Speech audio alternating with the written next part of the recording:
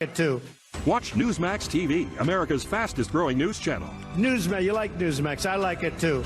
Download the NewsMax app from your smartphone. Watch NewsMax TV anywhere for free. All right, now just 62 days away from the presidential election. And as we saw in 2016, the next president will be greatly impacted by the candidate who wins over the crucial 11 swing states, including Wisconsin, Florida, Minnesota, Michigan, and Ohio, to name a few. But for now, we want to focus on New Hampshire, because back in 2016, Hillary Clinton won New Hampshire by a very tight margin. She won 46.8% of the vote, while Trump got 46.5%. And in a recent poll taken, Biden is beating Trump with 51%. Trump has 43%. But Biden doesn't have a great track record in New Hampshire because, if you remember, he turned out 5th in the Democratic primary. Yeah, think back, it was in February. Here to weigh in, we welcome New Hampshire Republican congressional candidate Corky Messner, as well as our panel of the day. Good to see you, Corky. Thanks for coming on the show today. What are you seeing in New Hampshire here? Do you think that New Hampshire could turn red? Absolutely. And thanks for having me. The intensity on the ground in New Hampshire is very, very high. In fact, the president was here Friday evening. He did the rally here at the hangar, and inside it was people were wearing masks and socially distanced. Outside there were thousands of people. In 2016, the president lost here in New Hampshire by just over 2,700 votes, and he's got a lot of folks on the ground here. 30 people. Trump victory has telephone calls and door knocking. They are approaching 1 million voter contacts. Wow. Already here in New Hampshire. So we're all working hard and we're working together.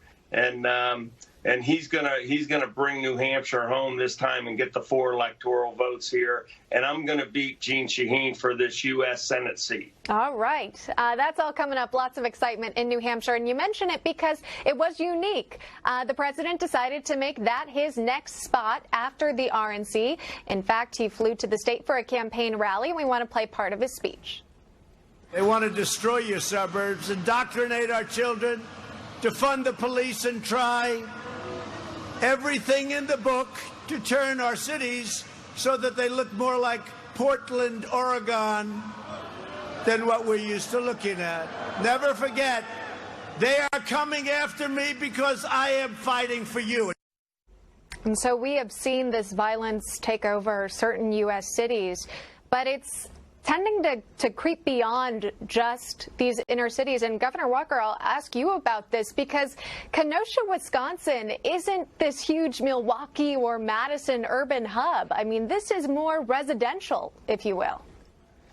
Well, Kenosha, just to put in perspective, Corky can appreciate this, is about the size of Manchester. So you think about Manchester, New Hampshire, you think about other mid-sized industrial towns across America. If it can happen there, it can happen anywhere. And that's why I think you finally saw Joe Biden wake up after really spending the whole summer silent on this issue. And some might argue with his vice presidential pick, someone who actually supported bailing people out for the riots. Remember, these weren't peaceful protesters. They were bailing out of prison or out of jail. They were bailing out people who'd committed acts as part of the rioting in Minneapolis and other places around the country. I think people will be turned off by that. I also think it's incredibly important what was just mentioned about personal contact. We see similar numbers proportionally here in Wisconsin and other battleground states. That personal contact, again, albeit from a distance with a mask, in person or on the phone, I think connecting with voters now, kind of pushing away some of the national media outlets that are so incredibly biased against the president and his supporters, I think that personal contact is going to make a tremendous difference And remember, the polls, I say 4 years ago, showed the president just getting run over by Hillary Clinton all across the country. The polls may have been right back then, but we changed them, and the same thing's going to happen this election. Yeah, it's that really campaign effort that we've seen kind of stepping up on the Trump side. And Heidi, we know how important these swing states are. You know, the governor mentioning Wisconsin there, Corky's talking about New Hampshire, Minnesota as well. This time around, it's really going to come down to these campaigns getting out and advocating for their candidates. Have we seen that from both of the candidates?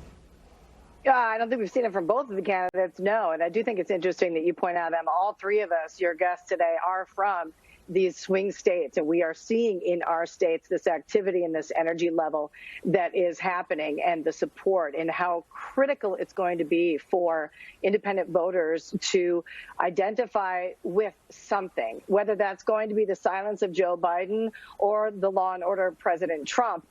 That's going to be the big question. So that personal contact that we're talking about today, and that incredible connection that this president, like no other president, has directly with the American people, I do think is going to shine through. I do think that people like Governor Walker was talking about in the former segment will do the right thing. I think they will start to realize, hey, you know, enough is enough. And we do need law and order above all else in this country. We deserve it. And those patriots that are out there understand very well that it's very important to our country. Yeah, we know that's a strong message that President Trump is running on. And Corky, we know you've got the support of the president in your campaign as well. We wish you the best of luck. Thanks for being with us today. Corky Messner and Scott Walker and Heidi Collins stick around. More to talk about here because